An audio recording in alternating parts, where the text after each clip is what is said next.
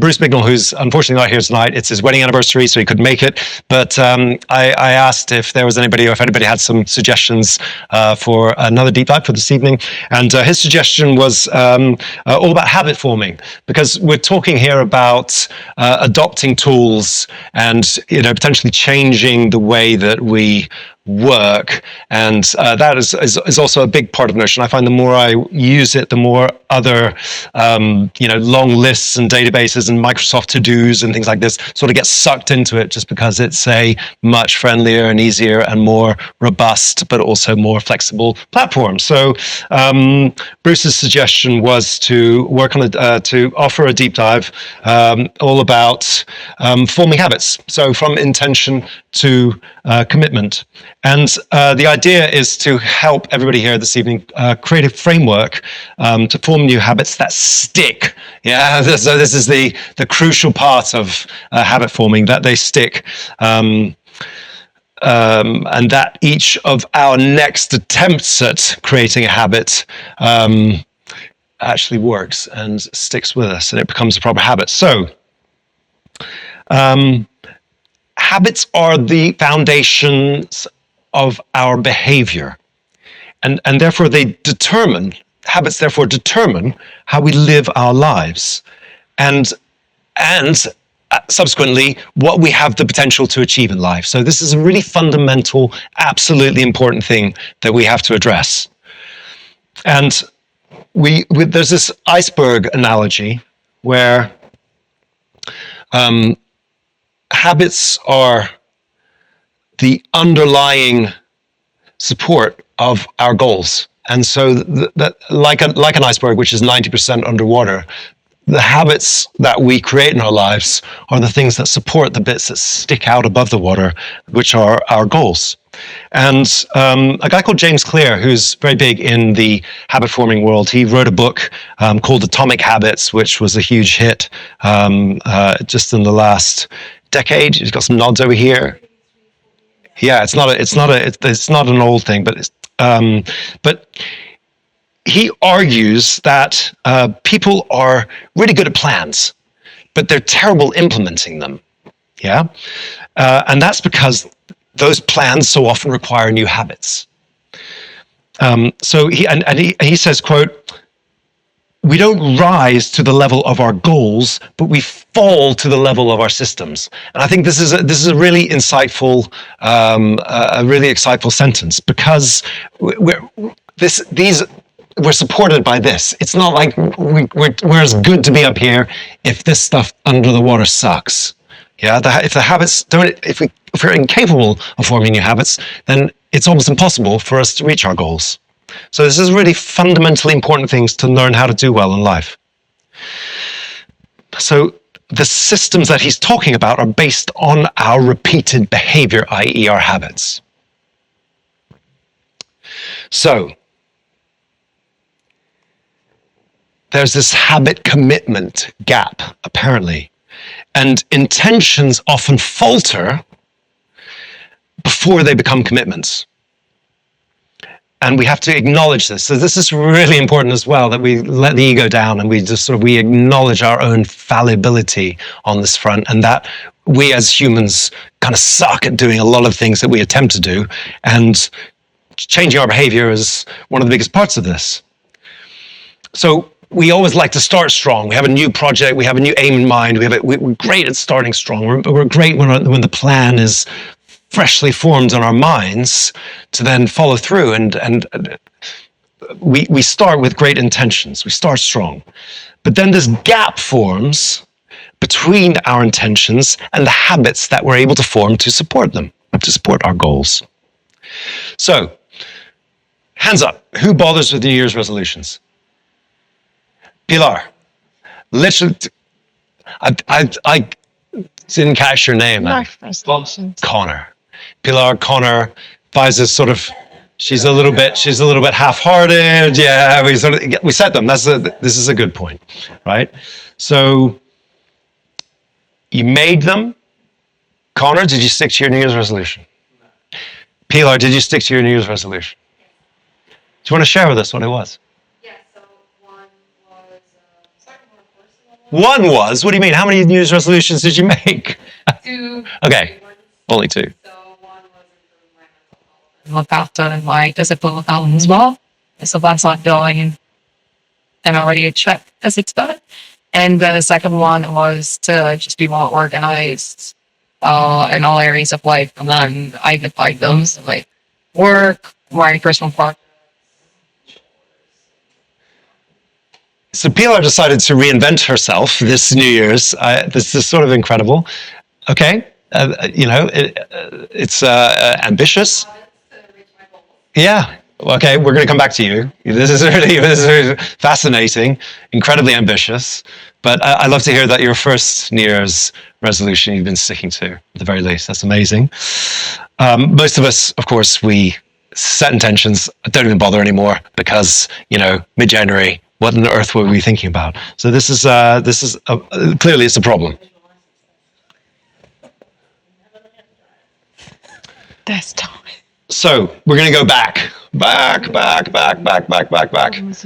to this guy. This is a marble representation of Aristotle. And starting over 2,500 years ago, the ancient Greek philosophers like Aristotle pondered over our ability to choose actions and thereby form our own habits, effectively using free will, very big part of habit forming, to shape our lives. Again, this is getting really into the fundamentals. So Western philosophical thought has explored and grappled with this idea of free will ever since, and how we can best control our free will, as it were, or how we have the freedom to control our free will ever since. Now, we have to recognize, all of us, each of us individually, that within ourselves are the only ones that can do this. Yeah, nobody else is going to create habits for you. Nobody else is going to control your free will until AI does. Margarita. Yeah. Until an algorithm is starting to. Dogs who are trained Yeah. to form habits, and we get trained to form habits. So Yes.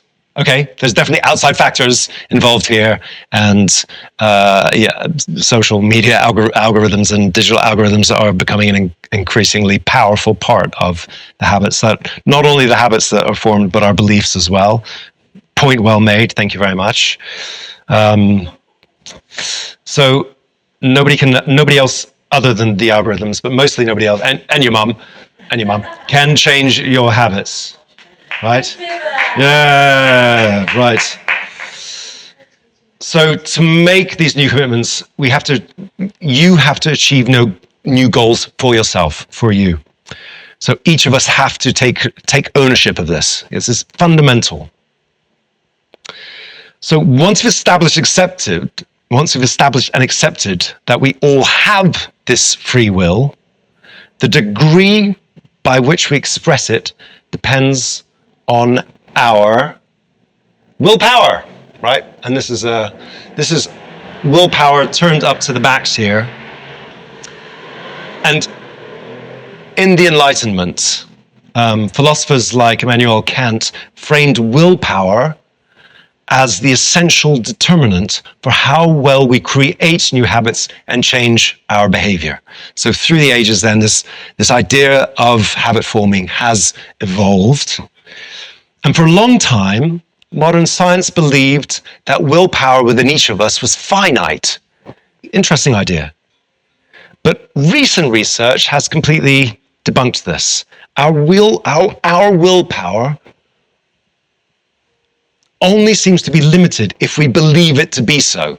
So a little bit of a paradox, but if you believe that if you're running out of if you believe that you're running out of willpower, you're going to. But if you believe that willpower is ultimately as big as it needs to be, then each of us are capable of tapping into that infinite, effectively, willpower. So the trick is tapping into those reserves of willpower when you most need them. So the question then becomes, how can we best use our willpower for creating and maintaining new habits? So there are ancient rituals, dance being a particularly strong ritual, which was a habit forming and habit supporting a way of creating and changing behaviors. And we have danced around fires. Actually, we were dancing on Saturday night. We went to something called an ecstatic dance. I don't know if anybody else has been to one of these. Check it out. Look for ecstatic dance. And if you're a Brighton and Hovian, there's an amazing DJ who plays a 2.5-hour set at the Methodist Church off on Portland Road. Give a little plug to Heiko. He's fantastic. And so it's using your body to express itself. But we have been doing this as humans. Actually, this was Saturday night. That's me. I'm doing a little move there. It's not me, but dancing is an ancient ritual. There's also religious rituals, like Islam's call to prayer. So 5 times daily, it becomes an enormous part of daily habits, and that is showing reverence to Allah, the Supreme Being. And the image might lead us to question what free will has to do with what mass religion like this. But we have to remember that every individual here is exercising their own free will to show up and be part of the ritual much greater than themselves. So it's a collective habit they're taking part in. This guy, anybody recognize? Anyone? It's Benjamin Franklin, good old Benjamin Franklin. So by the 18th century and the dawn of the industrial age, ancient rituals like dancing and prayer were being superseded by intentional productivity hacks.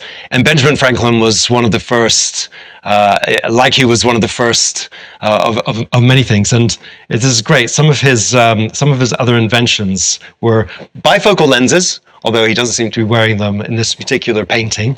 But also he invented flippers. Who would have known? Benjamin Franklin invented the flipper. That's great. He would have fitted right here in Brighton, or swimming fins. And he also invented the urinary catheter. Not as popular as invention as flippers, but there you go, Benjamin Franklin. So Benjamin Franklin had these productivity hacks, and he had this daily schedule, which was amazing. And so he was really into breaking down his days into these blocks and being as productive as he possibly could.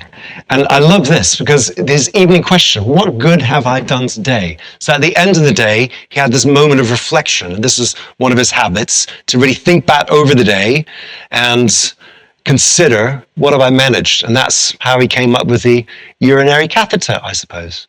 But he was also... yeah, exactly. That was a tough day for Ben, right? But this was it starts to look more and more, it moves forward from rituals and religious rituals, dance rituals, religious rituals. This starts to look far more like our modern daily calendar. So does anybody recognize these big glaring eyes? Yeah, he died. Duo died? Yeah. What? Hit my American tank or something. What was it? Tesla truck, that's right. He got hit by marketing campaign. The fact we know all this. he got hit by a Really well Cybertruck. planned. Yeah. When did this happen? I was learning with him this morning. This is... A week ago, yeah. Yeah. Yeah. Okay. Oh gosh, that sounds horrendous. Very sad, indeed. Yeah. So, confession: I am on a 1,485-day Duolingo streak. I know. I literally actually keep that up. That is a habit well worth forming. And keeps on Because- frowning So at me. keeping Duolingo alive. No, not a lot. No, there's a lot of us. There's a lot Yeah, of no, us. I believe that. There are a lot of us. And yeah, there. Well, this is it. I learned Dutch because Annemiek. Yeah, it wouldn't have been my first choice of language, and but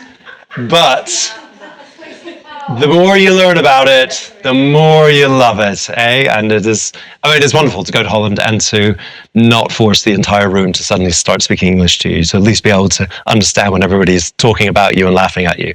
And that's the best part of learning Dutch. But yeah, the gamification and the whole streak tracking are just enormous habit-forming tools, clearly. I've fallen for it completely and utterly. And actually, I've run out of Dutch. So now it doesn't have any more lessons for me, and it just gives me reviews every day. I know. It doesn't happen in French or Spanish or any of the other languages, does it? No, Dutch, they only have a limited amount. So I speak like a kindergartner, and that's as good as I'm going to get. They never expect anyone to get that far. Exactly. The Dutch learners usually give up after a couple of weeks, right? Well, you got to have your incentives, I guess. So back to James Clear and his Atomic Habits. He recommends this thing called habit stacking, where you associate a new habit with an existing one. So maybe we love a morning coffee, and that's not such a good habit, but maybe we think to ourselves, okay, well, on top of my morning coffee, I'm also going to listen to a 15-minute educational podcast. So it's about associating a new habit with one that you already have, like a more difficult habit with one which is you're trying to adopt. So this is all about modern habit forming. And yeah, it's crazy. 1,483 days. But, I've moved to French as well now, topping up my French and music. So there are other languages available other than just Dutch. Warwick. Okay, so, yeah. Okay, so let's get into why habits are difficult to form. First of all, there's this psychology of resistance. So that apparently new habits require rewiring of synapses. And rewiring is the friction between intention and action. And it's much harder to do that rewiring than maintaining the status quo, of course. So we come up against a resistance within our own brains to rewire our own brains. And this is why we also struggle, because we overload ourselves with too many new habits at once, except for Pilar, who seems to have reorganized her life since New Year's. And we suffer also from procrastination, and we suffer from a lack of reward. And there's just a whole list of why we struggle with changing our habits and therefore not achieving our goals. So we start to get to the crux of what we're talking about today, and that is turning intentions into commitment.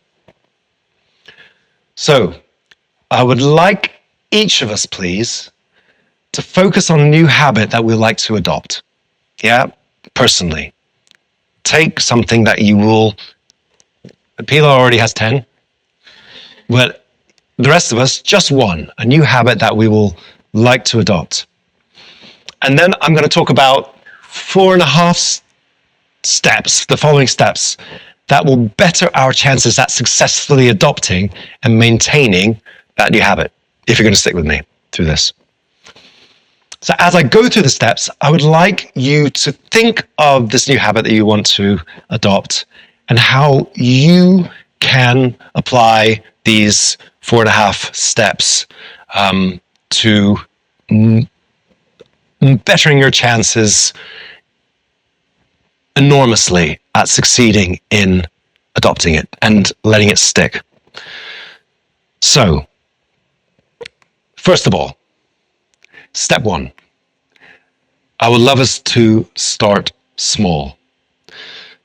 And it was interesting what you said about I want to improve my health, improve my mental well-being, because a broad habit like I want to get fit is too much for most of us. Not for Pilar, but for most of us.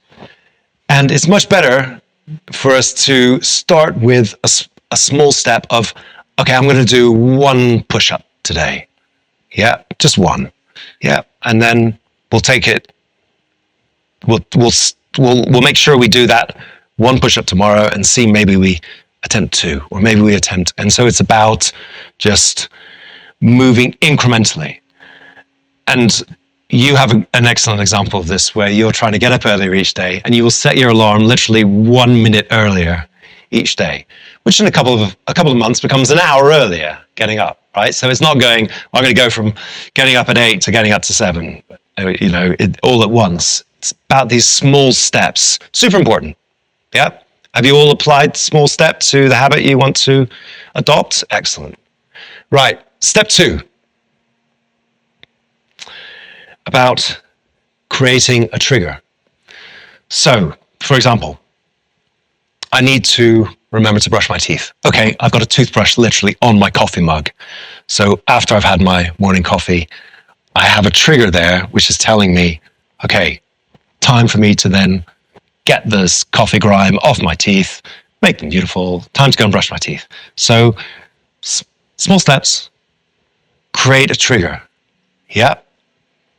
Have we all got triggers that we can, Yark, you got your trigger for the habit? Don't worry, we're not going to all have to, if we don't want to share our habits at the end of this, you don't have to. So it can be something private if you want that to be. So create the triggers which are going to cause you, which are going to set you off to achieve that habit. Step 3, super important. Reward yourself. I love ice cream more than I should, but if you can give yourself a reward for having achieved this change in behavior each day, and there's a habit, and you give yourself that dopamine kick after performing this new action, more the better. Yeah? And rewards that matter to you as well. And if you can associate the habit with that award, you're far more likely to do it.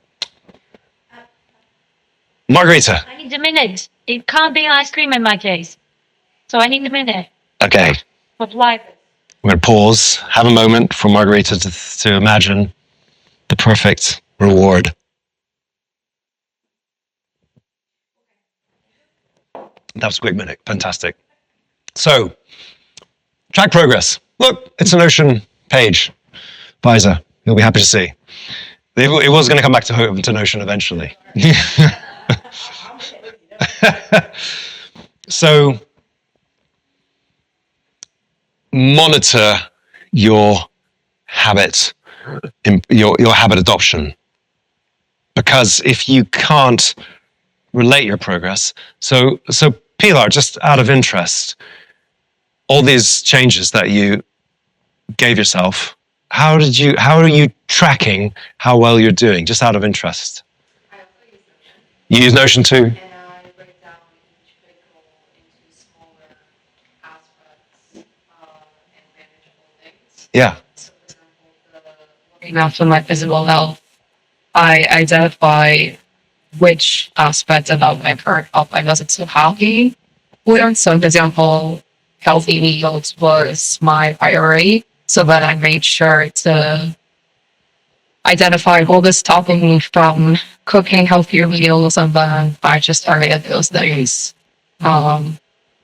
And started making lists to like groceries. and always having a list of literally all the foods that Wow. I like, so I never run out of ideas. And do you track over time how your diet has changed because of these? Yeah. Yeah, wow. Great. And as a habit, I don't necessarily track it anymore. It's just Yeah. Fantastic. And then finally, step 4.5 is all about that we have to be less hard on ourselves for when we slip up, because we're bound to slip up. We are human, we are fallible, we make mistakes. And the super important thing is to not give up the entire enterprise just because you've fallen off the wagon a couple of times. Yeah, and to just as we were talking earlier about understanding that our own habits and our own behavior are 100% our own responsibility. We also have to not be super hard on ourselves when we fall off the wagon, and treat those failures not as the end of the world, but as an opportunity for learning. And they're learning moments. That's really important. If you can reframe when you fail, that is, well, it's okay. I forgive myself because I can learn from this. So this is all about try again, play again. So here we are. Small steps, triggers, rewards, tracking, and this is the prize ultimately. Hopefully, we all have, for the habit that we want to form, sort of a little bit of a framework on our minds as to how we might approach this. So let's go back to this guy. So Aristotle had this lovely quote, and he said, "You are what you repeatedly do." Really? Yeah. Anything? You keep that to yourself, then. We don't have to share everything. Yeah.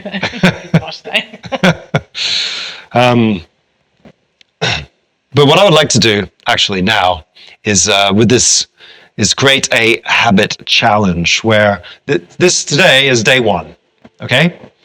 And we've got 4 weeks until Notion Devotion Brighton 04. And hopefully I will see some of you, if not all of you, that night as well. And so on the 18th of March, what I would love to do is just check in and see how we have collectively done as a group, yeah, in adopting this approach to helping us use this framework. It's pretty simple stuff, and it might come across a little bit as common sense, but apparently it works. So to adopt a new habit, which is ultimately the underlying, remember, go back to the iceberg, that to achieve our goals in life, yeah, to get to where we want to be, these tweaks in our lives are what are ultimately going to serve us the best. So I would love for us to reconvene in 28 days and just have a quick go around and see how we've done, so that Pilar, the goddess of habit forming at the back there, isn't the only one in the room, yeah, who's able to stick to, yeah. Who's in? Yeah, we got an Amy, yes. Go on, hands up if you're in with me here. I love this, yeah. Yeah, I mean, if it's a morning thing, Yorick, that's fine. No, it's Tuesday already. You're never going to remember my Monday. Right, so any questions, anyone? I'm a week into a new habit. I think I'll take the maintenance point. Nice. Okay, Yeah. that's great. I mean, if you're already a week in, maybe you strengthen it now. You know, after a week, that's when we start to fall off that cliff. So, you know, hopefully there'll be something you can take away this tonight. Yeah, that's great. So, thank you, everybody, for listening. I think it was shorter than 35 minutes just this time. And I really appreciate your attention. So I would like to